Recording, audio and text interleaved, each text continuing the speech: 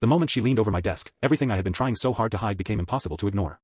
Her face was only inches from mine, her perfume mixed with the faint smell of coffee from the mug beside my keyboard, and suddenly I couldn't remember what I had been working on. She pointed at something on my screen, then looked at me instead. With a playful grin, she whispered, "Distracted?" I froze, because the truth was, I had been distracted by her for months. Before we get into this story, if you believe in kindness, second chances, and the idea that one small moment can change someone's entire life, please like this video, share it with someone who needs hope, leave a comment, and subscribe to Kindness Corner. Your support helps us bring more emotional stories like this to you. My name was Nathan, and at 29, I had become very good at pretending I was fine.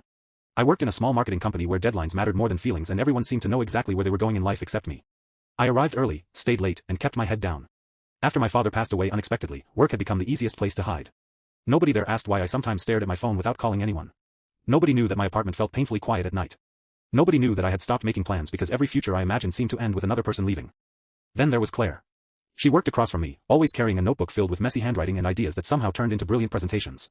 She wasn't the loudest person in the office, but people naturally noticed when she entered a room. She laughed easily, helped new employees without being asked, and had a habit of leaving little encouraging notes on people's desks when they looked stressed. For months, I admired her from a safe distance. I never told her. I convinced myself that workplace crushes were dangerous. I told myself she probably had someone already. I told myself I wasn't emotionally ready for anything anyway. But every morning, when Claire walked through the office doors, my mood changed before I could stop it. One Monday morning, our manager announced that Claire and I would be working together on the company's biggest presentation of the year. My heart nearly jumped out of my chest. For the next 2 weeks, we stayed late almost every evening, sitting across from each other while the office slowly emptied around us. Something changed during those nights. Claire started asking about my life. At first, the questions were simple. Where did I grow up? Why did I choose marketing? Did I have siblings? But eventually, she asked why I always looked exhausted even after sleeping. I tried to joke about it, but she didn't laugh. She simply waited. That was when I finally told her about my father. I expected sympathy. Instead, she told me about losing her mother when she was younger and how she had spent years pretending grief was something she could simply outwork. She said there were days when she still reached for her phone to call her mother before remembering she couldn't. For the first time in years, I didn't feel alone. After that night, Claire and I became closer. We ate lunch together. We shared stupid jokes during meetings. Sometimes she would send me a message after work just to ask whether I had made it home safely. I began looking forward to Mondays, something I hadn't done in years. But I was still afraid. One afternoon, I overheard 2 coworkers talking about Claire. They mentioned that she had been offered a position at another company across the country. The opportunity was apparently huge, and everyone assumed she would accept. My stomach dropped. I didn't ask her about it. Instead, I pulled away. I became colder. I stopped staying late with her. I answered her messages with short replies. When she asked if something was wrong, I told her I was just busy. The truth was that I was terrified of becoming attached to someone who might disappear. A week later, our final presentation was almost finished. Claire walked over to my desk holding a printed report. I was pretending to work, but my mind was somewhere else. She leaned across my desk to point at a mistake on my screen. That's when I froze. She noticed immediately. She looked at me, smiled, and asked, "Distracted?" I tried to laugh it off, but she didn't move away. Instead, she lowered her voice and asked why I had been avoiding her. I finally broke. I told her I had heard about the job offer. I admitted that I was scared. I told her that after losing my father, I had become afraid of caring about people because caring meant giving them the power to hurt me. Claire listened without interrupting. Then she surprised me. She told me she had received the offer, but she hadn't accepted it.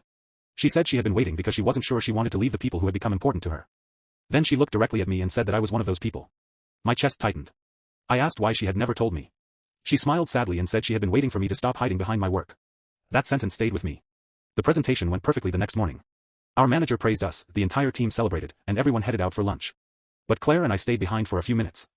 She told me she had decided to accept the new position after all, but not because she wanted to run away. She wanted to grow.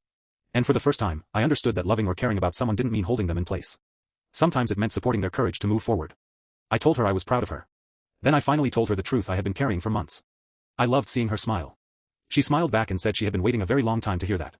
The distance between us suddenly didn't feel frightening anymore. We didn't promise forever. We didn't make some impossible movie-style commitment.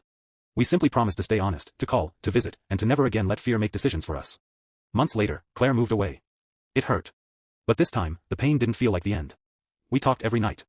I started therapy, reconnected with old friends, and began making plans for my own future. I finally understood what my father had once tried to teach me: life isn't measured by how carefully you avoid losing people. It's measured by how deeply you allow yourself to live while they're here.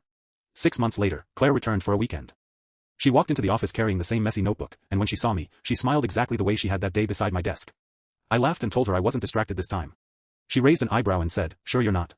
And for the first time, I didn't look away. I realized she hadn't simply become my work crush. She had become the person who reminded me that grief didn't have to be the end of my story. Sometimes, the people who enter our lives unexpectedly don't come to replace what we've lost. They come to teach us that our hearts are still capable of loving again. If this story touched your heart, please take a moment to like, share, and subscribe to Kindness Corner. You never know who might be watching today while quietly struggling with loneliness, grief, or the fear of starting over. Your engagement could help this story reach someone who needs its message. And before you leave, comment, "I choose courage over fear," if you've ever been afraid to open your heart again. Because sometimes the greatest second chance isn't getting someone back. Sometimes it's getting yourself back.